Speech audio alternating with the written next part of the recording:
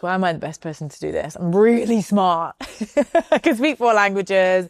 I've been around. Gosh, why am I the best person to do this? To say a real honest part of this is that I came into this work because of my own lived experience, because of my own experience of racism, of sexism, classism, add them all together, and it frustrates me a lot when I see people talk about people being passionate about this work.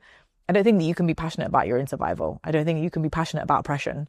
I think that this world is very unfair and is very unequal, and people are tired, and they put a lot of themselves into doing this type of work, whether it's in a role like mine or just an unofficial role in their organization, because they're desperate for things to change. They're desperate for things to just be fairer. They're desperate to just get on with their jobs and their lives.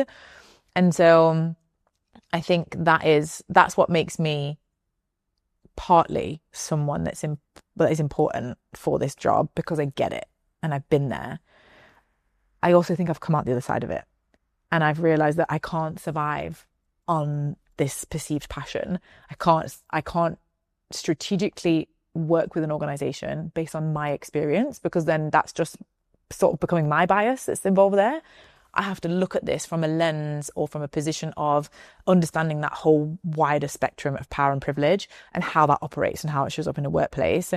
And I've also realized that there are very specific skills that you need in order to do this work. And I have developed those skills over a long period of time, and really thought about and sort of, I suppose, developed ways that you can map them so that this isn't just about person with X marginalized identity being in this role. It's about people with the specific skills that we need to make workplaces function, but also workplaces thrive in a much more equitable way.